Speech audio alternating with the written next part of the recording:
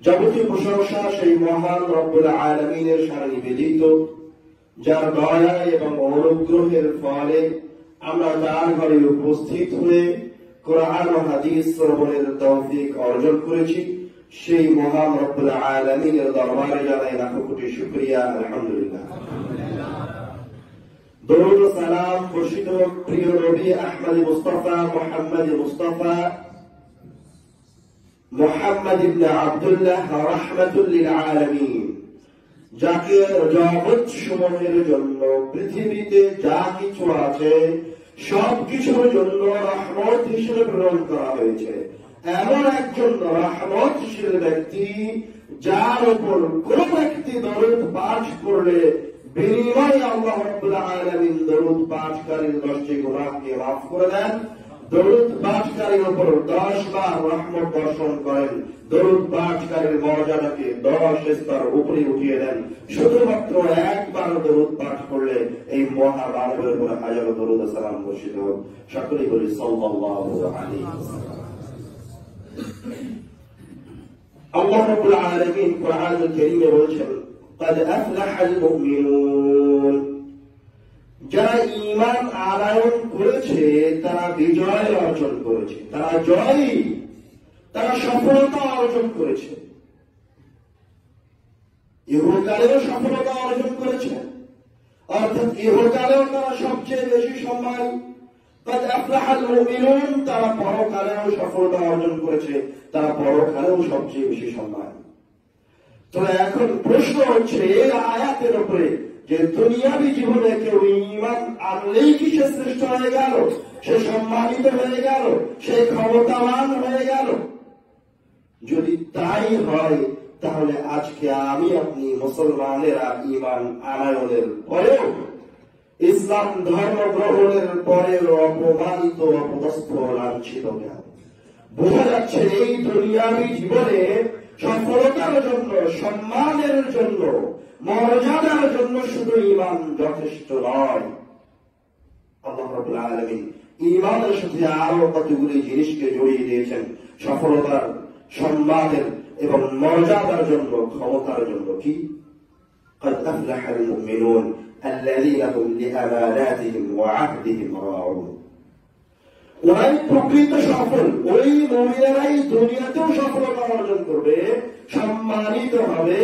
আল্লাযীনা হুম লিআমানাতিহিম ওয়া আহদিহিম রাউন, যারা তাদের দুনিয়াবী জীবনে আমানতের হেফাজত করে এবং যারা তাদের দুনিয়াবী জীবনে আহাদ তথা কোন প্রকার চুক্তিকে সংরক্ষণ করে। আরেক জায়গায় আল্লাহ রাব্বুল আলামিন বলছেন, ইন্নাল ইনসানা খুলিকা হালুআ, মানুষকে খুব অস্থির প্রকৃতির করে সৃষ্টি করা হয়েছে। খুলিকাল ইনসানু মিন আজাল, মানে মানুষ কোনো কিছু খুব দ্রুত পেতে পছন্দ করে। মানুষ যেই জিনিসটাকে খুব দ্রুত অর্জন করা যাবে, যেটাকে দেখা যায়, গায়েব নয়, ওই জিনিসটা মানুষ বেশি ভালোবাসে।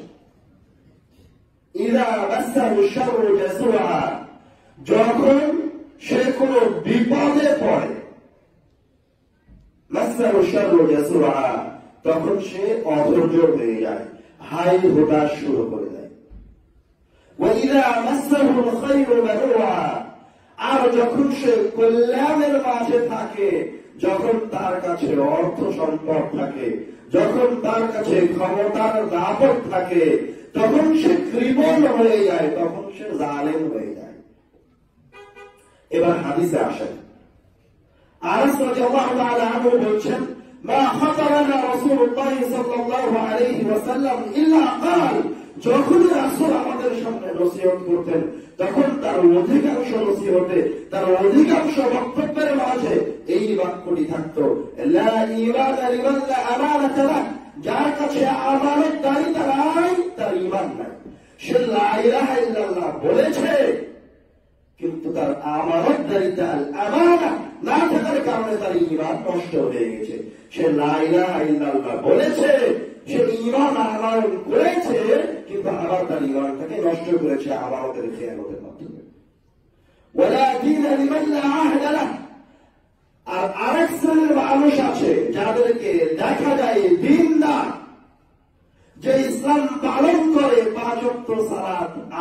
করে, কিন্তু প্রকৃত পক্ষে সে সালাত আদায়কারী নয়। সে সিয়াম রাখে, কিন্তু সে সিয়াম প্রকৃত পক্ষে রাখে না। সে হজ করতে যায়, কিন্তু প্রকৃত পক্ষে সে হজ করে না। তারা কারা? লা দীনা লিমান লা আহদা লাহ, যে চুক্তিকে ভঙ্গ করে, যে মানুষের সাথে ওয়াদা করে ওয়াদাকে ভঙ্গ করে। এখন আসল কথায় আসে, আল্লাহ রাব্বুল আলামিন বলছেন আপনার ঈমান আপনাকে সফলতায় পৌঁছে দিবে যখন আপনি আমানতদার। আপনি তখন ধৈর্যশীল হতে পারবেন, চঞ্চল প্রকৃতির হবেন না, যখন আপনি আমানতদার। হাদিসে রাসূল সাল্লাল্লাহু আলাইহি ওয়াসাল্লাম বলছেন, আপনি ততক্ষণ পর্যন্ত মুমিন যতক্ষণ পর্যন্ত আপনি আমানতদার। রাসূল সাল্লাল্লাহু আলাইহি ওয়াসাল্লাম আরেকটা হাদিসে বলছেন, ইযা দুইয়াতিল আমানা ফান্তাযিরিস সাআ, ততক্ষণ পর্যন্ত এই পৃথিবী ধ্বংস হবে না, ততক্ষণ পর্যন্ত কিয়ামত আসবে না, যতক্ষণ পর্যন্ত এই দুনিয়ার মানুষ আমানতকে হেফাজত করবে। এখন প্রশ্ন হচ্ছে, এই আমানতটা কি? যার উপর ভিত্তি করে পৃথিবী টিকে আছে, যার উপর ভিত্তি করে আপনার সফলতা টিকে আছে, যার উপর ভিত্তি করে আপনার ঈমান টিকে থাকবে, আমানত জিনিসটা কি? আমরা মনে করি আমানত মানে মনে হয় কারো কাছে টাকা জমা রাখলে সে টাকার হেফাজত করা। বস্তুত কি তাই? আমরা আমানত শব্দের অর্থে যাওয়ার আগে আমানতের ইতিহাসে যাই। কোথায় থেকে আমানতের সূচনা হয়েছে? আল্লাহ রাব্বুল আলামিন কোরআনুল কারীমে বলছেন, ইন্না আ'রাদনাল আমানাতা আলাস সামাওয়াতি ওয়াল আরদি ওয়াল জিবাল, আমি আল্লাহ আমানতকে সৃষ্টি করার পরে আ'রাদনা আলাস সামাওয়াতি ওয়াল আরদি ওয়াল জিবাল, আমি আমানত এই জিনিসটাকে আসমান, জমিন, পাহাড়, পর্বতের সামনে পেশ করলাম। তাদেরকে বললাম, দেখো তো তোমরা আমানত বহন করতে পারবে কিনা। আল্লাহ রাব্বুল আলামিনের বড় সৃষ্টি, মহান সৃষ্টি, আসমান, জমিন, পাহাড়, পর্বত, ওইগুলোকে যখন আল্লাহ রাব্বুল আলামিন জিজ্ঞাসা করছেন, দেখো তো তোমরা আমানত বহন করতে পারবে কিনা, ফাআবাইনা আন ইয়াহমিলাহা, তখন তারা আল্লাহ রাব্বুল আলামিনের কাছে আত্মসমর্পণ করলো। আবাইনা, তারা বলল, আল্লাহ আমরা আমানতকে বহন করতে পারবো না, তুমি আমাদের উপর আমানতের মতো এত ভারী জিনিস চাপিয়ে দিও না, আমানত আমাদের দ্বারা বহন করা সম্ভব নয়। আল্লাহ রাব্বুল আলামিন বলছেন, যখন তারা আমানতকে বহন করতে অপারগতা পেশ করলো, তখন আমি দয়া করে তাদের উপরে আর আমানতকে চাপিয়ে দিলাম না। এখন আমানত কে নেবে?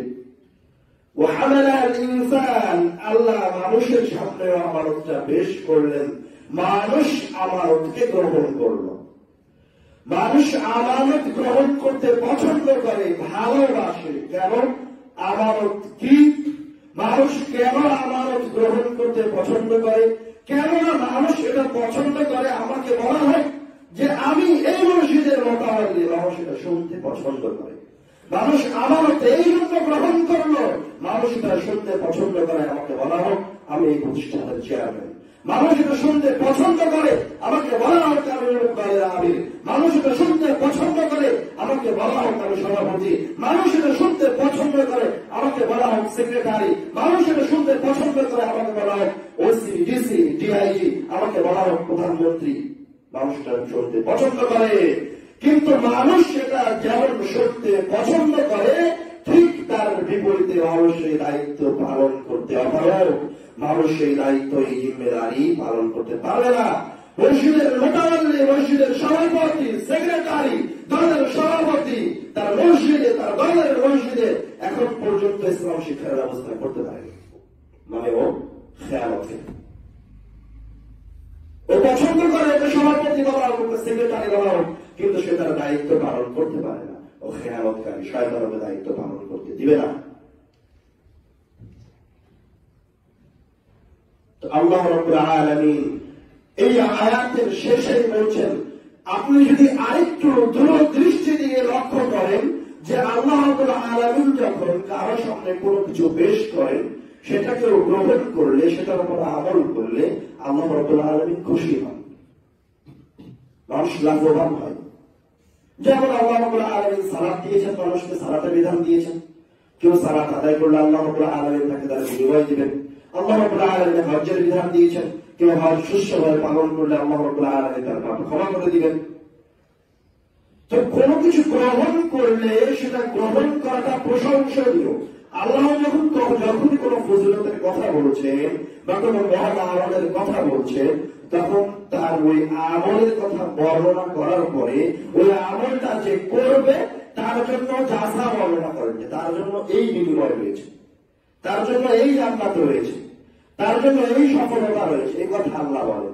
কিন্তু আমানতের মতো একটা মহান জিনিস যখন আল্লাহ রাব্বুল আলামিন আসমান, জমিন, পাহাড়, পর্বত মানুষের সামনে পেশ করলেন, তখন আসমান, জমিন, পাহাড়, পর্বত আল্লাহ রাব্বুল আলামিনের এই হাদিয়াকে উপহারটি গ্রহণ করতে পারলো, সেই জায়গায় মানুষ গ্রহণ করলো।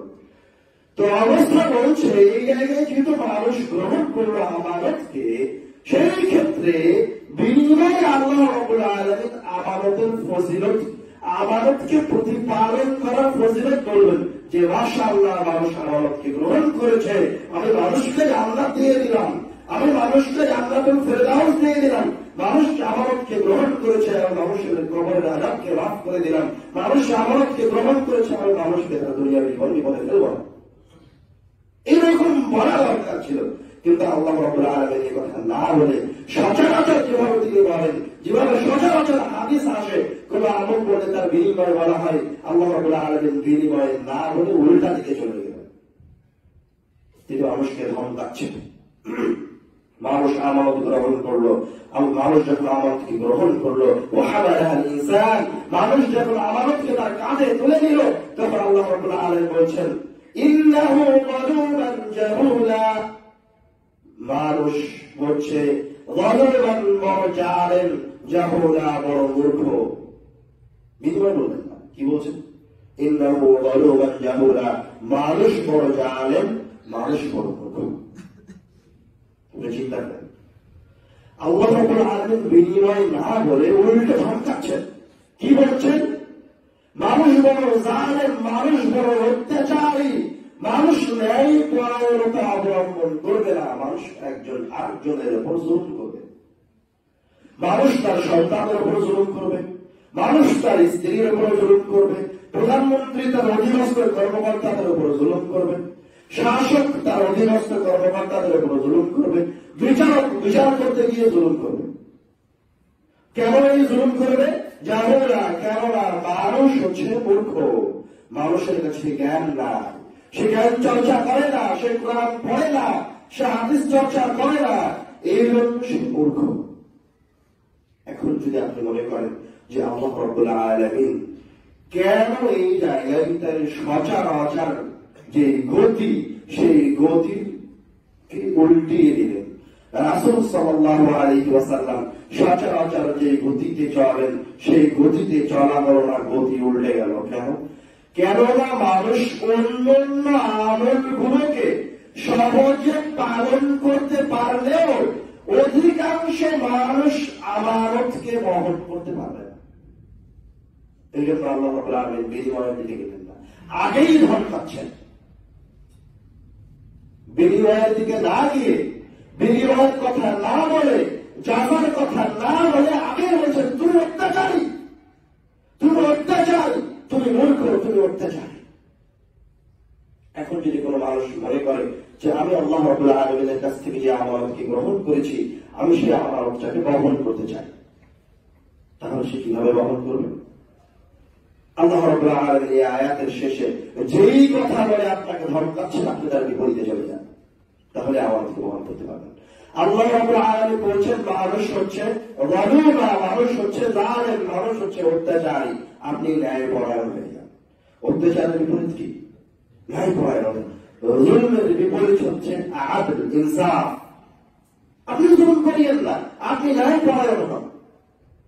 আপনি মূর্খতা অবলম্বন করিয়েন না, আপনি শিক্ষা অর্জন করেন। কেউ যদি ইলম অর্জন করে আর কেউ যদি ন্যায়পরায়ণতাকে তার মাঝে নিয়ে আসে, তার অন্তরে ন্যায়পরায়ণতাকে সৃষ্টি করতে পারে, তাহলে মহান রব্বুল আলামিন তার উপর যে আমানতকে চাপিয়ে দিলেন, মহান রব্বুল আলামিন যে আমানতের দায়িত্বভার তার কাঁধে অর্পণ করলেন, এই আমানতকে সে বহন করতে পারবে। এখন আসেন, আপনি আমানত শব্দের অর্থটা জানেন।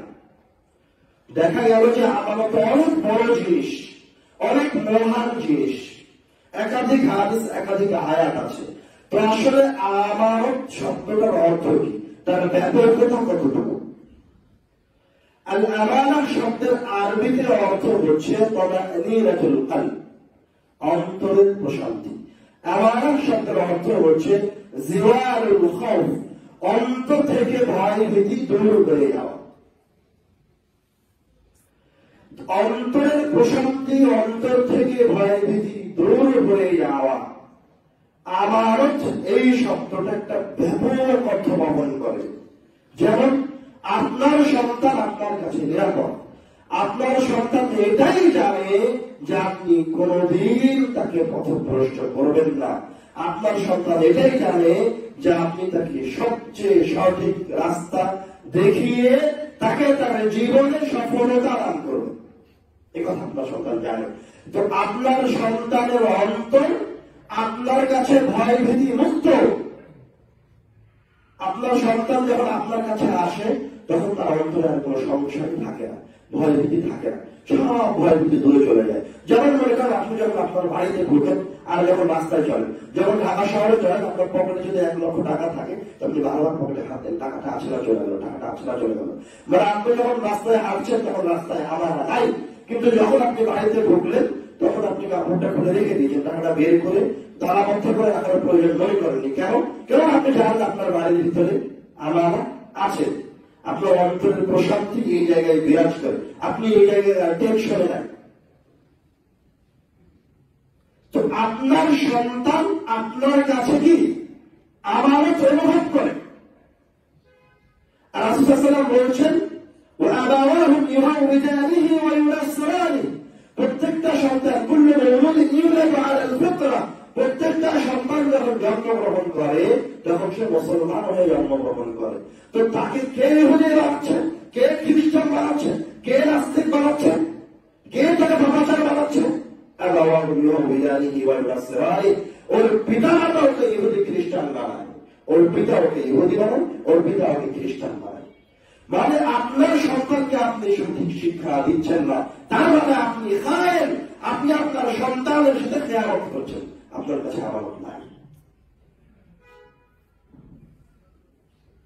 রাসূল আল্লাহ রাব্বুল আলামিন বলেছেন ওয়াআশিরুহুন্না বিল মা'রুফ, তুমি তোমার স্ত্রীর সাথে সৎ ব্যবহার করো, ওর সাথে কমলতার সাথে পেশ হও, ওর সাথে খারাপ আচরণ করিও না, খারাপ ভাবে কথা বলিও না। আপনি বাড়িতে ঢুকে আপনার স্ত্রীকে গালিগালাজ করছেন।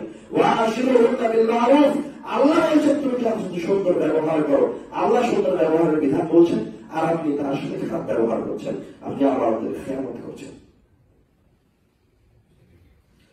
আমানত হচ্ছে মানুষের পরিচয়। যেমন কাফের মুশরিকদের কাছে যদি মুহাম্মদ সাল্লাল্লাহু আলাইহি ওয়াসাল্লামের কথা জিজ্ঞাসা করেন আজ থেকে 1450 বছর আগে, যে মুহাম্মদ সাল্লাল্লাহু আলাইহি ওয়াসাল্লাম কেমন ছিলেন, তো তারা বলবে মুহাম্মদ সাল্লাল্লাহু আলাইহি ওয়াসাল্লাম ছিলেন আমিনুন, আমানতদার। মুহাম্মদ সাল্লাল্লাহু আলাইহি ওয়াসাল্লাম ছিলেন সাদিক, সত্যবাদী। তার নামই ছিল আমানতদার, তার নামই ছিল সত্যবাদী। আমরা জানি মুহাম্মদের নাম বলা হয় আল আমিন। আল আমিন এই শব্দটা তার এই নাম হয় আমানত থেকে, তার আমানতদারিতার কারণে তার নাম হয়ে গেছিল আল আমিন। তার সত্যবাদিতার কারণে তার নাম হয়ে, তার সিফাত হয়ে গেছিল সাদিক, আমিনুন ওয়া সাদিক। মুহাম্মদ সাল্লাল্লাহু আলাইহি ওয়াসাল্লাম ছিলেন আমানতদার এবং সত্যবাদী। শুধু মুহাম্মদ সাল্লাল্লাহু আলাইহি ওয়াসাল্লাম নয়, সকল নবী রাসূলগণের বাহ্যিক যে সিফাত ছিল সেই সিফাতটা হচ্ছে তারা ছিলেন আমানতদার, তারা আমানত সময় খেয়ানত করতেন না। আর আমানত এত মহান জিনিস, এত মহান জিনিস, এত মহান জিনিস যে আল্লাহ রাব্বুল আলামিন সূরা শুআরাতে যখন নবী রাসূলদের আমানতদারিতার কথা বলছেন তখন তিনি এই কথা বলছেন না যে লূত, সালেহ, দাউদ এরা সবাই আমানতদার ছিল। এভাবে বলছেন না, কিভাবে বলছেন? তিনি বারবার আমানত শব্দটা একটু পুনরাবৃত্তি করছেন। যেমন সালেহের কথা বলছেন, সূরা শুআরায় তখন বলছেন, সালেহ তার কওমকে এসে বলছেন, ইন্নী লাকুম রাসূলুন আমিন, আমি তোমাদের জন্য একজন আমানতদার রাসূল। লূত বলছেন, ইন্নী লাকুম রাসূলুন আমিন, আমি তোমাদের জন্য আমানতদার রাসূল। দাউদ বলছেন, ইন্নী লাকুম রাসূলুন আমিন, আমি তোমাদের জন্য আমানতদার রাসূল। মুসা আলাইহিস সালাম তার কওমকে বলছেন, ইন্নী লাকুম রাসূলুন আমিন, আমি তোমাদের জন্য আমানতদার রাসূল। আমরা হচ্ছে নবী রাসূলদের সিদ্দিকদের সিফাত। অবশ্যই প্রত্যেকটা মুমিনের কাছে এই আমানতদারিতার সিফাত দেখা দিতে হবে, বাহ্যিক দৃষ্টিতে দেখা দিতে হবে। যেমন মুহাম্মদ সাল্লাল্লাহু আলাইহি ওয়াসাল্লামের প্রতিবেশীরা মুহাম্মদকে আমানতদার বলেছিল, তার পরিবারের লোকেরা মুহাম্মদকে আমানতদার বলেছিল, ঠিক তেমনই ভাবে যেন আপনার সন্তান, আপনার স্ত্রী, আপনার প্রতিবেশী বলে এই লোকটা আমানতদার। আপনার চোখ আপনার কাছে আমানত, আপনার হাত আপনার কাছে আমানত, আপনার পা আপনার কাছে আমানত।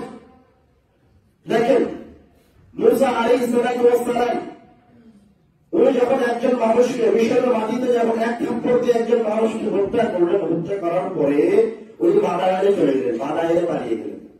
তো মাদায়ানে গিয়ে একটা কূপ থেকে দূরে দাঁড়িয়ে আছেন। তো দাঁড়িয়ে থাকতে থাকতে দেখেন দুইজন মেয়ে তাদের ছাগল এবং তাদের গৃহপালিত প্রাণীগুলোকে পানি পান করানোর জন্য দূরে দাঁড়িয়ে আছে, যেতে পারে না কূপের কাছে। আর সবাই তাদের পশুদেরকে পানি পান করাচ্ছে। তো তাদের শেষ হলে এরা পানি পান করাবে, এই দুইটি মেয়ে হবে। তখন মুসা আলাইহিস সালাম তাদের পশুগুলিকে কূপের কাছে নিয়ে গিয়ে পানি পান করাবেন। তো যেই দুই মেয়ের পশুগুলিকে পানি পান করালেন মুসা আলাইহিস সালাম, তো এরা এই দুই মেয়ে যখন তার বাপের কাছে ফিরে গেল, ফিরে গিয়ে ঘটনা খুলে বললো যে অমুক ব্যক্তি আমাদেরকে সহযোগিতা করেছে, আমাদের পশুগুলিকে পানি পান করিয়েছে। তখন এবার মুসা আলাইহিস সালামকে তাদের পিতা ডেকে পাঠালেন। যখন ডেকে পাঠালেন মুসা আলাইহিস সালামকে বিনিময় প্রদানের জন্য, তো তার সাথে যখন তাদের পিতার সাথে যখন মুসা আলাইহিস সালামের সাক্ষাৎ হলো, তখন তাদের পিতা মুসা আলাইহিস সালামকে তার জন্য নিযুক্ত করে দিলেন, তার একজন স্টাফ হিসেবে। তো তারা স্টাফ হিসেবে যখন নিযুক্ত করলেন, তখন তারা একজন মেয়ে বলছে, ইয়া আবাতি ইন্না খায়রা মান ইস্তাজারতা আল-কাওয়িয়্যাল আমিন, হে আমার পিতা, আপনি যাকে ভাড়া করলেন, আপনি যাকে আপনার স্টাফ হিসেবে নিযুক্ত করলেন, ওয়াল কাওয়িয়্যুল আমিন, সে হচ্ছে শক্তিশালী এবং আমানতদার। আপনি খুব যোগ্য, শক্তিশালী, আমানতদার ব্যক্তিকে আপনার স্টাফ হিসেবে নিযুক্ত করেছেন, আপনি খুব ভালো করেছেন। তো এই মেয়ে কিভাবে জানতে পারলো যে মুসা আলাইহিস সালাম আমানতদার, শক্তিশালী? ইমাম তাবারী তার তাফসীরে বলছেন যে এই মেয়ে বুঝতে পারলো মুসা আলাইহিস সালামের আমানতদারিতা দুই জায়গা। মুসা আলাইহিস সালাম কাউই শক্তিশালী বুঝতে পারলেন এইভাবে যে কূপে আরো অনেকেই তাদের পশুগুলিকে পান করাচ্ছিল, কিন্তু মুসা আলাইহিস সালাম ছিলেন শক্তিশালী। ওই ওয়াজি থেকে এই কূপ থেকে পানি তুলে নিয়ে এসে তাদের পশুগুলিকে পানি পান করালেন দ্রুত। তারপরে যখন আবার মুসা আলাইহিস সালামকে শুআয়ব আলাইহিস সালামের কন্যা তাকে তার পিতার কাছে নিয়ে যাচ্ছেন, ওই মেয়ে দুইটার পিতার নাম হচ্ছে শুআয়ব, উনিও একজন নবী। তো ওই মেয়ে যখন মুসা আলাইহিস সালামকে তার পিতার কাছে নিয়ে যাচ্ছে, তখন মুসা আলাইহিস সালাম কোন সময় ওই মেয়েদের দিকে চোখ উঠিয়ে তাকান,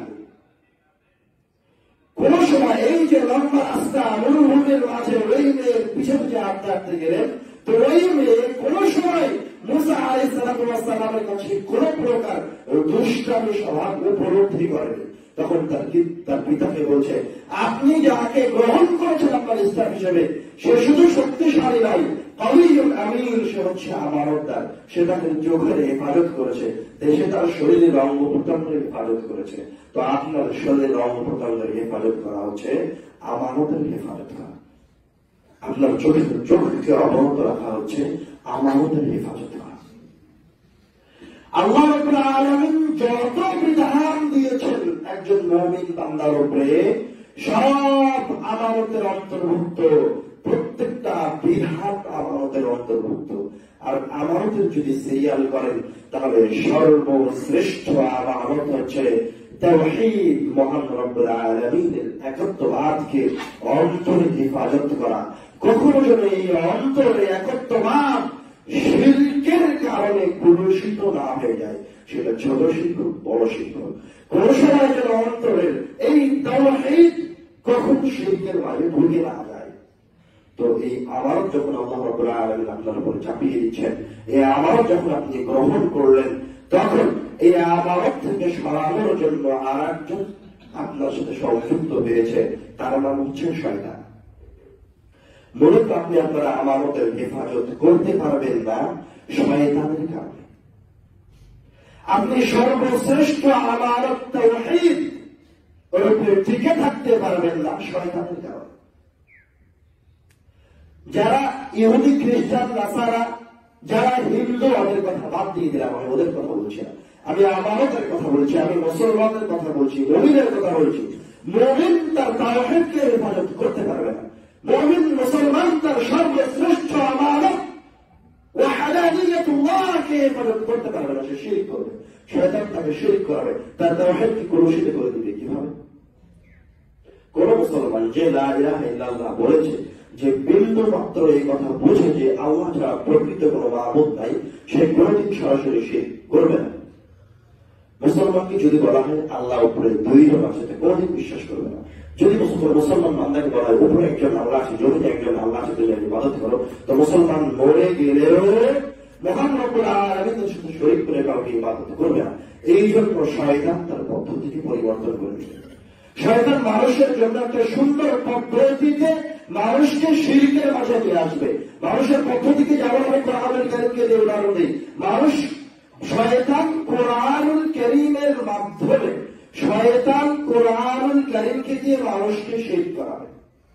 আপনি বুঝতে পারবেন, মানুষ মুসলমান মুমিন যে ঈমান আনয়ন করেছে, মহান রব্বুল আলামিন ঈমান আনয়ন করেছে এবং বিশ্বাস করে যে কোরআনুল কারীম আমার পরিচয় বহন করে, কোরআন আমাকে জান্নাতে নিয়ে যাবে, এইরকম একজন পাক্কা ঈমানদারকে শয়তান কোরআনুল কারীমকে দিয়ে শিরক করাবে। দেখেন কিভাবে শিরক করে। আল্লাহ রাব্বুল আলামিন কোরআনুল কারীমের একাধিক আয়াতে বলছেন, কোরআনুল কারীমের আয়াত তেলাওয়াত করলেই তোমার দুনিয়াবী জীবনের যে কোনো সমস্যার সমাধান করা হবে। কোরআনুল কারীমের আয়াত তেলাওয়াত করলেই কোরআন তোমাকে হেদায়েত করবে। ইন্না হাযাল কুরআন ইয়াহদি লিল্লাতী হিয়া আকওয়াম। তুমি কোরআন তেলাওয়াত করলেই কোরআন তোমাকে সর্বশ্রেষ্ঠ, সবচেয়ে সঠিক জায়গায় তোমাকে জান্নাতে পৌঁছে দিবে। ওয়ালাকিন জাআলনাহু নূরান নাহদি বিহি মান নাশা। আমি কিতাবকে একটা প্রদীপ করে দিয়েছি, তুমি এই কিতাবের কাছে আসলে কিতাব তেলাওয়াত করো, তেলাওয়াত করলেই আমি তোমাকে জান্নাত দিয়ে দিব। এই ক্ষমতা আল্লাহ কোরআনুল কারীমকে দিয়ে দিয়েছেন। তো শয়তান কিভাবে আপনাকে কোরআনুল কারীমকে দিয়ে শিরক করাবে? রাসূল সাল্লাল্লাহু আলাইহি ওয়াসাল্লাম বলছেন, ইযা আওয়াইতা ইলা ফিরাশিকা ফাকরা আয়াতুল কুরসি। তুমি যখন ঘুমাতে যাবে তখন তুমি আয়াতুল কুরসি তেলাওয়াত করো। لن يزال عليك من الله حافظ ولا يقربك شيطان। তুমি যদি ঘুমাতে যাওয়ার সময় আয়াতুল কুরসি তেলাওয়াত করো, তো আল্লাহ রাব্বুল আলামিন তার পক্ষ থেকে তোমার ইবাদতের জন্য, যখন তুমি ঘুমান্ত তখন তোমার ইবাদতের জন্য, তোমার অর্থ সম্পদের ইবাদতের জন্য একজন বডিগার্ড নিযুক্ত করে দেবেন তোমার জন্য, তুমি যদি আয়াতুল কুরসি তেলাওয়াত করো। রাসূল সাল্লাল্লাহু আলাইহি ওয়াসাল্লাম বলছেন, ইন্না আল্লাহ তাআলা লা ইউআযযিবু কলবান ওয়ালকার। আল্লাহ অন্তরকে কোনদিন শাস্তি দিবেন না যে কোরআনুল কারীমকে তার অন্তরে ধারণ করে। আল্লাহ রাব্বুল আলামিন ওই অন্তরকে কখনো বিপদে ফেলবেন না। রাসূল বলছেন, ওয়া ইন্না হাযাল কুরআন মা'জাবাতুল্লাহ, ওয়া ইন্না হাযাল কুরআন মা'জাবাতুল্লাহ। খেয়াল করেন, রাসূল বলছেন এই কোরআনুল কারীম হচ্ছে এই দুনিয়াতে, কোরআনুল কারীম হচ্ছে এই দুনিয়াতে মুসলমানদের জন্য মা'জাবাতুল্লাহ, মা'জাবাতুল্লাহ, মা'জাবাতুল্লাহ। আল্লাহ রাব্বুল আলামিনের পক্ষ থেকে মুসলমানদের জন্য সেফ হাউস, আল্লাহ রাব্বুল আলামিনের পক্ষ থেকে মুসলমানদের জন্য বুলেট প্রুফ জ্যাকেট, আল্লাহ রাব্বুল আলামিনের পক্ষ থেকে মুসলমানদের জন্য নিরাপদের জায়গা। রাসূল বলেছেন, কেউ যদি কোরআনুল কারীমকে দিয়ে নিরাপত্তা চায় তো আল্লাহ রাব্বুল আলামিন তাকে নিরাপত্তা দান করবেন। এবার দেখেন, এই হাদিস আর কোরআনুল কারীমের আয়াত, যত হাদিস আছে, যত আয়াত আছে, সব এই কথা প্রমাণ করে যে নিরাপত্তার জন্য, সফলতার জন্য, বরকতের জন্য কোরআনুল কারীমের আয়াত তেলাওয়াত করে বরকত নিতে হবে। কোরআনুল কারীমের একটা আয়াত তেলাওয়াত করে শয়তান থেকে পরিত্রাণ চাইতে হবে, তাহলে শয়তান থেকে পরিত্রাণ পাওয়া যাবে, রুটি বরকত পাওয়া যাবে, বিপদ থেকে বাঁচা যাবে। আরো অনেক হাদিস আছে, লম্বা করতে চাচ্ছি না। তো এগুলি কিভাবে নিতে হবে? কোরআনুল কারীমের আয়াত তেলাওয়াত করে। আরো স্পষ্ট বলি, মনে করেন কোরআনুল কারীম, আমি কোরআনুল কারীম হাতে ধরে আছি, এখন কোরআনুল কারীম আমার শরীরের সমপরিমাণ উপকার করতে পারবে না। আমি কোরআনুল কারীমকে আমার বুকের সাথে জড়িয়ে ধরে আছি, কোরআনুল কারীম আমার শরীরের সমপরিমাণ উপকার করতে পারবে না। কোরআনুল কারীমকে দিয়ে যদি আমি দুর্গ নির্মাণ করে ওই দুর্গের মাঝে ঢুকে যাই তো কোরআনুল কারীম আমার ভিন্ন পরিমাণে শরীরের সমপরিমাণ উপকার করতে পারবে না। কিন্তু কোরআনুল কারীমের যদি একটা আয়াত তেলাওয়াত করি তো কেউ আমার কোনো ক্ষতি করতে পারবে না। তো শয়তান আপনাকে কিভাবে শিরকে ঢুকালো? এবার শয়তান এসে বলছে যে কোরআনুল কারীমের আয়াতগুলিকে আমরা সংখ্যায় রূপান্তরিত করেছি, সংখ্যায় রূপান্তরিত করে এগুলিকে তাবিজের মাঝে ঢুকিয়ে দিয়েছি। তুমি এই তাবিজকে গালায় পড়ে নাও, শয়তান তোমার কোনো সমস্যা করতে পারবে না। তুমি এই তাবিজকে তোমার হাতের সাথে বাঁধো, তোমার রুটিতে বরকত হবে। তুমি এই তাবিজকে তোমার কবরে ঝুলিয়ে নাও, আল্লাহ রাব্বুল আলামিন তোমার এই দুনিয়ার জীবনের রিজিকের ব্যবস্থা করবেন। আপনি স্পষ্ট শিরকের মাঝে ঢুকে যাচ্ছেন, কিন্তু শয়তান আপনাকে সরাসরি শিরক করাচ্ছে না। শয়তান সরাসরি আপনাকে মহান রব্বুল আলামিনের আয়াতের বিরোধিতা করাচ্ছে না। ওই যে আপনি জানেন কোরআন বড় মহান কিতাব, শ্রেষ্ঠ কিতাব, শক্তিশালী কিতাব, শয়তান আপনার ওই আবেগকে ব্যবহার করছে। কথা ছিল যে কোরআনুল কারীমের আয়াত তেলাওয়াত করে শয়তানকে পরিত্রাণ চাইতে হবে, কোরআনুল কারীমের আয়াত তেলাওয়াত করে রুটিতে বরকত নিয়ে আসতে হবে, কোরআনুল কারীমের আয়াত তেলাওয়াত করে ইহকাল পরকাল জীবনে সফলতা নিয়ে আসতে হবে। কিন্তু শয়তান কি করে দিল? আয়াত তেলাওয়াত করা থেকে আপনাকে দূরে সরিয়ে দিল। বলছে যে আয়াত এবার তুমি গলায় ঝুলিয়ে নিয়ে ঘুরে বেড়াও। ঠিক এইভাবে কোরআনুল কারীমকে দিয়েই শয়তান আপনাকে বেরাত করাবে। যেমন আয়েশা রাদিয়াল্লাহু তাআলা আনহা বলছেন, ইদা মারিদা আহাদুম মিন আহলি, রাসূলের পরিবারের কেউ অসুস্থ হলে রাসূল তাকে আসসালাতু ইখলাস পড়ে ফুল দিতেন। রাসূল নিজে অসুস্থ হলে তারা ইয়াকুতু আলা নাফসিহি আসসালাত করে নিজের শরীরে ফুল দিতেন। আয়েশা রাদিয়াল্লাহু তাআলা আনহা বলছেন, যখন রাসূল মুমূর্ষ তখন আমি আয়েশা কুনতু আতরাউ আলাইহা ওয়া আমসাহু বিয়াদিহি আলাইহি, আমি আয়েশা তার পাশে বসে তার অসুস্থতার সময় নাসার ফালাক তেলাওয়াত করছিলাম আর তার হাত চাপা হাত দিয়ে তার শরীরটা মাসাজ করছিলাম। তো আপনার পিতা যখন অসুস্থ তখন আপনি আপনার পিতার পাশে বসে কোরআন তেলাওয়াত করেন, এটা হচ্ছে শরীয়তের বিধান। আপনার সন্তান যখন আইসিইউতে ভর্তি তখন আপনি আপনার সন্তানের পাশে বসে কোরআন তেলাওয়াত করেন, এটা হচ্ছে শরীয়তের বিধান। কিন্তু শয়তান শরীয়তের বিধান উল্টে দিল। শয়তান তো জানে যে আপনি যদি ওই সময় কোরআন তেলাওয়াত করেন তাহলে আপনার সন্তানের আরোগ্য হয়ে যেতে পারে। আপনি যে ওই সময় আপনার সন্তানের পাশে বসে কোরআন তেলাওয়াত করেন তো আপনার সন্তানের মৃত্যু হবে কোরআন তেলাওয়াত শুনতে শুনতে, আপনার অসুস্থ হয়, আপনার অসুস্থ পিতার মৃত্যু হবে কোরআন তেলাওয়াত শুনতে শুনতে। আর যদি কোরআন তেলাওয়াত শুনতে শুনতে মৃত্যুবরণ করে তাহলে তো ওই আয়াতের উপরে মৃত্যুবরণ করলো। কোরআন তেলাওয়াত শুনতে শুনতে যদি সে মৃত্যুবরণ করে তাহলে তো সে ঈমানের উপরে মৃত্যুবরণ করলো, জান্নাতে চলে গেল। এবার শয়তান আপনার সন্তান মারা যাওয়ার সময়, আপনার পিতা অসুস্থ থাকার সময় আপনাকে কোরআন তেলাওয়াত করতে দিবে না। আপনার অসুস্থ পিতার পাশে বসে, আপনার অসুস্থ সন্তানের পাশে বসে কোরআন তেলাওয়াত করতে দিবে না। কখন শয়তান আপনার সন্তানের পাশে বসে কোরআন তেলাওয়াত করতে দিবে? যখন আপনার সন্তান মারা গেছে, যখন আপনার বাপ মা মারা গেছে, যখন আপনার বাপ মার সন্তানের মৃত লাশটা উঠানে রাখা রয়েছে, যখন কোরআনুল কারীম তার বিন্দু পরিমাণ উপকার করতে পারবে না, তখন এবার আপনি 30 জন তালেবে ইলমকে ছাত্রকে নিয়ে এসে কোরআন খুলে কোরআন পড়তে লাগিয়ে দিয়েছেন, এবার তার পাশে বসে কোরআন খতম করা হচ্ছে। শয়তানটা করতে দিন, কোরআন আবশ্যক করে করেন। কেন? আপনি রাসূলকে অপমান করছেন। রাসূলের সুন্নাত ছিল মরার আগ পর্যন্ত কোরআন তেলাওয়াত করবেন, মরার পরে কোনো কোরআন তেলাওয়াত নাই। আপনি রাসূল সাল্লাল্লাহু আলাইহি ওয়াসাল্লামকে অপমান করছেন, পাপ মারিয়ে দিচ্ছেন। জাহান্নামে যদি উপরের স্তরে থাকার কথা ছিল যে তার পাপটা কম, সে যদি কম শাস্তি পাবে, তো যতটুকু বাকি ছিল জাহান্নামের নিচে পৌঁছে দেওয়ার জন্য ততটুকু কমপ্লিট হয়ে যাচ্ছে। শয়তান আপনাকে দিয়ে আপনার জীবনের সবচেয়ে ভালোবাসার কিতাব এই কোরআনুল কারীমকে দিয়ে বেদাত করাবেন। আপনার রাসূলকে আপনি অপমান করবেন কোরআনকে দিয়ে, কোরআনকে দিয়ে আপনি আপনার আল্লাহ রাব্বুল আলামিনকে অপমান করবেন, তার সাথে শিরক করবেন। আসলে ফিরে যায় আসল জায়গায়, আসল জায়গায় ফিরে যায় বলতে আদম আলাইহিস সালামের কাছে ফিরে যায়। আদম আলাইহিস সালামকে আল্লাহ রাব্বুল আলামিন একটা ফল খেতে নিষেধ করলেন। তখন আদম আলাইহিস সালামের সাথে শয়তানের পরিচয় হয়। আদম জানার মাঝে শয়তান নামে কেউ এই জায়গায় আছে। আল্লাহ নিষেধ করেছেন এই গাছের ফল খেতে, আদম খায় না, খাবে না। ওই গাছের নিকটবর্তী খেতে নিষেধ করেছেন। আদম আলাইহিস সালাম ওই গাছের নিকটবর্তী হয় না, আল্লাহর নির্দেশ আমরা জানো না। দেখুন শয়তান কিভাবে আদম আলাইহিস সালামকে ওয়াসওয়াসা দিচ্ছে, আপনাদের পিতাকে, আমাদের পিতাকে কিভাবে ওয়াসওয়াসা দিচ্ছে, কিভাবে ভুলে নিয়ে আসছে। দেখেন আল্লাহ রাব্বুল আলামিন বলছেন, শয়তান আদম আলাইহিস সালামকে এসে বলছে ইন্নী লাকুমা মিনান নাসিহিন। শয়তান আদম আলাইহিস সালামের কাছে এসে বলছে, হে আদম ইন্নী লাকুমা, নিশ্চয় আমি। শয়তান এসে তার পরিচয় শয়তান এসে দিচ্ছে না। শয়তান এসে আদম আলাইহিস সালামকে বলছে না যে আমি ইবলিস বা আমি জিন বা আমি শয়তান।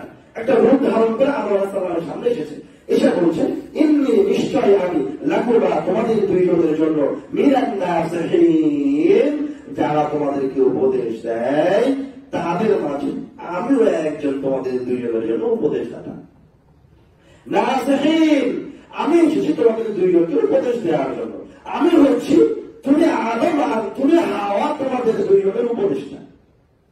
তোমরা আমার নসিহত গ্রহণ করো, আমার নসিহত, আমার উপদেশ যদি তোমরা গ্রহণ করো, আমি হচ্ছি নাসিহিন, আমি হচ্ছি উপদেশটা। আমি তোমাদের কল্যাণ চাই, তোমাদেরকে খুব ভালোবাসি। আদম তোমাকে খুব ভালোবাসে, হাওয়া তোমাকে খুব ভালোবাসে। আমি রাখছি, আমার দিকে তাকাও, আমার চেহারার দিকে তাকাও, আমার নুরানি চেহারা, সাদা ঝকঝকে দাড়ি, আমার মাথায় বড় পাগড়ি বাঁধা আছে। আমি হচ্ছি তোমাদের জন্য উপদেষ্টা, আমি হচ্ছি বড় নজর, আমি হচ্ছি আল্লাহ, বা আমি হচ্ছি অমুক বাবা। তুমি আমার কথা শোনো, আমার কথা শুনলে আল্লাহ রাব্বুল আলামিন, তুমি আর কোনদিন বার্ধক্যে উপনীত হবে না। তুমি যদি আমার কথা শোনো, তুমি যদি এই গাছের ফলটা ভক্ষণ করো, তো তুমি চিরদিন যুবক থাকবে। তো এই যে এবার শয়তান এসে আদম আর হাওয়া আলাইহিস সালামকে একজন উপদেষ্টা হিসেবে, একজন ভালো মানুষ হিসেবে নসিহত করছে যে তুমি এই গাছের ফল খেয়ে, এই গাছের ফল খেয়ে এই উপকারিতা। এবারে এত এত উপকারিতার কথা বলেছে যে আদম আলাইহিস সালামের মাথা থেকে আল্লাহ রাব্বুল আলামিনের কথা হারিয়ে গেছে। আরে উপদেশটা এসেছে, উপদেশ এসেছে খাওয়া এই গাছের ফল। এখন তো আদম আলাইহিস সালাম তাকে ভালো মনে করে, তাকে প্রকৃত উপদেষ্টা মনে করে, যে আমার আল্লাহ কোরআনে বলছেন, ওই রকম উপদেষ্টা মনে করে গাছের ফল খেয়ে নিলেন। এবার যখন গাছের ফল খেয়ে নিয়েছেন, তখন এবার আল্লাহ রাব্বুল আলামিনকে, আল্লাহ রাব্বুল আলামিনের নির্দেশকে অমান্য করা হয়েছে। তারা অজান্তি, তিনি তো শয়তানকে শয়তান মনে করে খাননি, ভালো মানুষ মনে করে খেয়েছেন। উনি তো শয়তানকে শয়তান মনে করে ফল খাননি, শয়তানকে উপদেষ্টা মনে করে খেয়েছেন। কথা আল্লাহ বলছেন কোরআনে, কিন্তু তিনি ভুল করে ফেলেছেন। তো যেইভাবে শয়তান আদম আলাইহিস সালামকে প্ররোচনা দিচ্ছেন একজন নবীকে, যাকে আল্লাহ নিজের হাতে সৃষ্টি করেছেন, তার সামনে যদি শয়তান উপদেষ্টার বেশ ধারণ করে আসতে পারে, তো আবার আপনার বাংলাদেশের তাওহীদি জনতার সামনে শয়তান বড় পাগড়ি আর শুভ্র আকৃতির দাড়ি আর বড় খেলনা করে এসে ওয়াজ নসিহত করতে পারে না? অবশ্যই পারে, 100 বার পারে। যে ব্যক্তি স্টেজে দাঁড়িয়ে জেনার কথা বলছে, যে ব্যক্তি স্টেজে দাঁড়িয়ে একজন ব্যভিচারীর নাম মধ্যে উচ্চারণ করছে, যে ব্যক্তি স্টেজে দাঁড়িয়ে অসংখ্য নায়ক ও নায়িকার নামগুলি উচ্চারণ করে বাংলাদেশের যুবকদেরকে প্ররোচিত করছে, যাদের সামনে জেলাকে, এই জেলা শব্দটাকে হালকা হিসেবে পেশ করা হচ্ছে, যত আলেম এই সমস্ত কাজের সাথে নিয়োজিত আছে, সব শয়তান, সব শয়তান, সব শয়তান, শয়তান ওদের আকৃতি ধারণ করে এসেছে। আপনি মনে রাখেন, আপনি মনে রাখেন, ইবলিস এখনো মারা যায়নি, শয়তান মারা যায়নি, শয়তান মরেনি। শয়তান কি মরে গেছে? ইবলিস মরে গেছে। আল্লাহকে কিয়ামত পর্যন্ত বাঁচিয়ে রাখবে। আপনার বয়স কত? ৭৪ বছর। আপনার বয়স কত? ৩০ বছর। আপনার ইমান হচ্ছে ৩০ বছরের, আপনার ইমান হচ্ছে ৭৪ বছরের। আর শয়তান আপনাকে পথ প্রশ্ন করছে, আপনার বাপকে, আপনার দাদাকে। শয়তান লক্ষ কোটি কোটি বছর ধরে আপনাকে পথ পথভ্রষ্ট করে আসছে। শয়তান ইবলিস আপনার চেয়ে কোটি কোটি গুণ ভালোভাবে জানে যে আপনাকে পথভ্রষ্ট করার জন্য কি করতে হবে। এটা তার কোটি বছরের এক্সপেরিয়েন্স, এটা তার কোটি বছরের অভিজ্ঞতা কিভাবে আপনাকে পথভ্রষ্ট করতে হবে। আপনাকে পথভ্রষ্ট করা শয়তানের অর্থই না, সেকেন্ড প্রয়োজন হবে না আপনার পথভ্রষ্ট করতে, মিনিটের প্রয়োজন হবে না। চোখের পলকে আপনার অন্তর থেকে আবার উঠে যাবে, আপনি পথভ্রষ্ট হয়ে যাবেন। চোখের পলকে আপনি আপনার চোখের চক্ষুর আমানতের সাথে খেয়ালত করবেন, চোখের পলকে আপনি আপনার শ্রবণের আমানতের সাথে খেয়ালত করবেন, চোখের পলকে আপনি আপনার সন্তানের সাথে খেয়ালত করবেন, চোখের পলকে আপনি আপনার স্ত্রীর সাথে খেয়ালত করবেন, চোখের পলকে আপনি আপনার অধীনস্থ কর্মকর্তার সাথে খেয়ালত করবেন। সময় রাখবেন। আল্লাহ রাব্বুল আলামিন আমাদেরকে আমাদের ফরজ করার তৌফিক দান করুন। আমিন।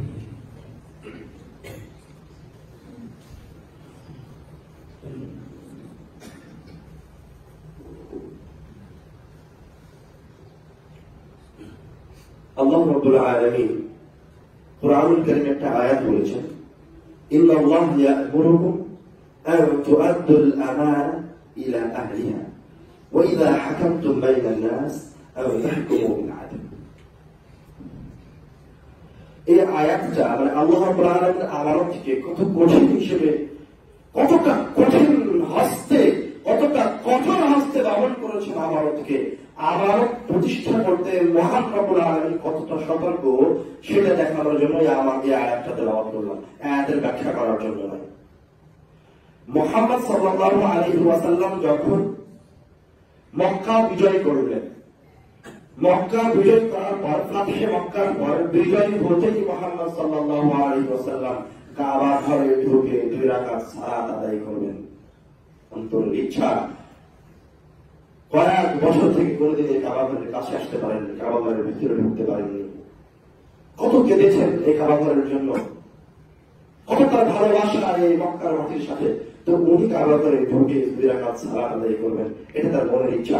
মক্কা জয় হয়ে গেছে, তো কাবা ঘরের চাবি, কাবা ঘরের দরজা যারা খুলে বন্ধ করে তারা হচ্ছে বনু শুআইব গোত্রের লোক।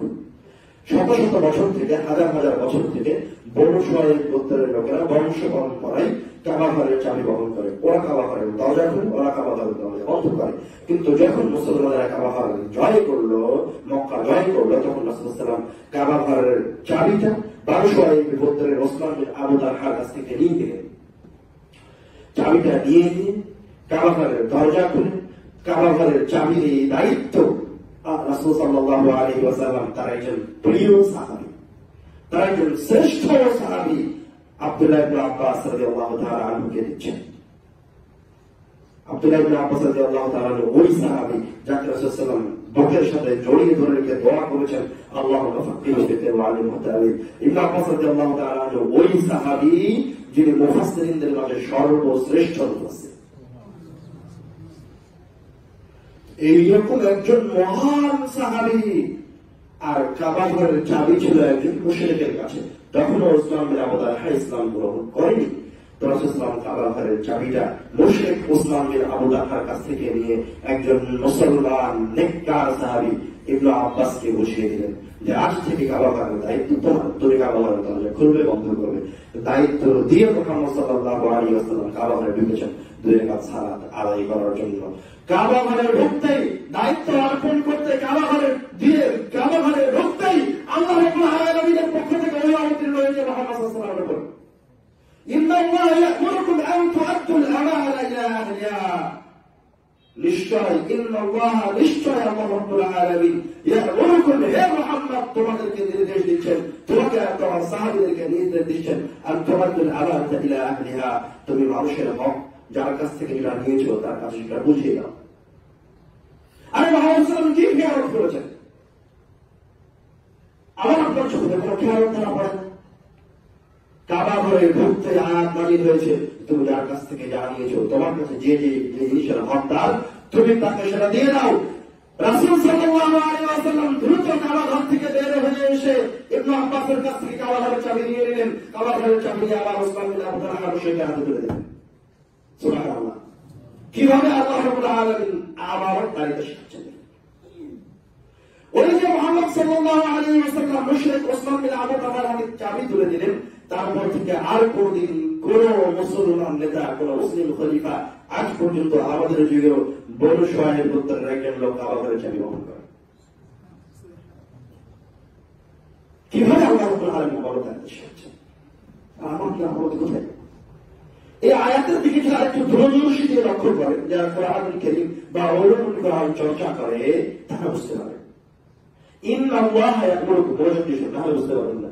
ইন্নাল্লাহা ইয়া'মুরুকুম, এরকম বাক্য আল্লাহ রাব্বুল আলামিন কখন মুহাম্মদ সাল্লাল্লাহু আলাইহি ওয়াসাল্লামের সাথে ব্যবহার করেন? এরকম কঠিন বাক্য ইন্নাল্লাহা ইয়া'মুরুকুম, এই বাক্যটা একটা কঠিন বাক্য, একটা কঠিন বাক্য। এরকম বাক্য আল্লাহ রাব্বুল আলামিন কখন মুহাম্মদ সাল্লাল্লাহু আলাইহি ওয়াসাল্লামের সাথে ব্যবহার করেন? কখন উম্মতে মুহাম্মাদের সাথে ব্যবহার করেন? মুহাম্মদ সাল্লাল্লাহু আলাইহি ওয়াসাল্লামের সাথে আল্লাহ রাব্বুল আলামিন কেমন বাক্য ব্যবহার করেন? বলেন, কুল হুয়াল্লাহু আহাদ, হে নবী আপনি বলুন আল্লাহ এক। ইয়া আইয়ুহান নবী, হে নবী আপনি বলুন, এরকম বাক্য ব্যবহার করেন। ইন্নাল্লাহা ইয়া'মুরুকুম, এরকম কঠিন বাক্য কোথায় ব্যবহার করা হয়েছে? এইরকম কঠিন বাক্য আল্লাহ রাব্বুল আলামিন কোরআনুল কারীমে আরেক জায়গায় যেটা ব্যবহার করেছেন, সেটা হচ্ছে বনু ইসরাঈলের সাথে ব্যবহার করেছেন। এরকম কঠিন বাক্য আল্লাহ রাব্বুল আলামিন বনু ইসরাঈলের সাথে ব্যবহার করেছেন। বনু ইসরাঈলকে আল্লাহ রাব্বুল আলামিন এই বাক্য দিয়ে বলছেন, ইন্নাল্লাহা ইয়া'মুরুকুম আন তাযবাহু বাকারা। বনু ইসরাঈল, ইহুদিরা, তোমরা যে ফিতনা সৃষ্টি করেছো, এই ফিতনা থেকে বের হয়ে আসার জন্য নিশ্চয় ইন্নাল্লাহা ইয়া'মুরুকুম, নিশ্চয় আল্লাহ রাব্বুল আলামিন তোমাদেরকে নির্দেশ দিচ্ছেন এই ফিতনা থেকে বের হয়ে আসার জন্য তোমরা একটা গরু জবাই করো। লম্বা ঘটনা, ওইদিকে যাচ্ছে না। আমি বোঝাতে চাচ্ছি যে আমানত কতটা গুরুত্বপূর্ণ, যে যেই বাক্য আল্লাহ রাব্বুল আলামিন ইহুদিদের সাথে ব্যবহার করলেন, সেই এইরকম কঠিন বাক্য, এইরকম কঠিন বাক্য আল্লাহ রাব্বুল আলামিন মুসলমানদের সাথে শুধুমাত্র এক জায়গাতেই ব্যবহার করেছেন। সেটা কোথায়? তোমরা আমানতকে হেফাজত করো। আপনি আপনার আমানতকে হেফাজত করেন। আপনার জীবনের প্রত্যেকটা আমানতকে হেফাজত করার জন্য জীবন বাজি রেখে চেষ্টা করেন। আল্লাহ রাব্বুল আলামিন আমাদেরকে আমাদের জীবনের প্রত্যেকটা ক্ষেত্রের আমানতকে সঠিকভাবে বহন করার তৌফিক দান করুন। আল্লাহ রাব্বুল আলামিন যাদেরকে আমানত বহন করার এবং আমানতের মাধ্যমে উত্তম জাযা ইহকাল এবং পরকালে দিয়েছেন, আমাদের জন্য তাদের অন্তর্ভুক্ত করেন। আল্লাহুম্মা আমিন। আমাদের মাঝে যারা মারা গেছেন, আল্লাহ রাব্বুল আলামিন তাদের কবরের আযাবকে মাফ করুন। যারা অসুস্থ আছে তাদেরকে সুস্থতা দান করুন। এবং আমাদের আজকে এই মসজিদে উপস্থিত হয়েছি এবং আমরা আমাদের আলোচনায় যে গুরুত্বপূর্ণ কথাগুলি শ্রবণ করেছি, যা আমরা আমানতের মর্মার্থটা উপলব্ধি করেছি, আল্লাহ রাব্বুল আলামিন যেন এই বোঝটা, এই জ্ঞানটা আমাদের মাঝে স্থায়ী করে। আল্লাহুম্মা আমিন। ওয়া আখিরু দাওয়ানা আলহামদুলিল্লাহি রাব্বিল আলামিন। আসসালামু আলাইকুম।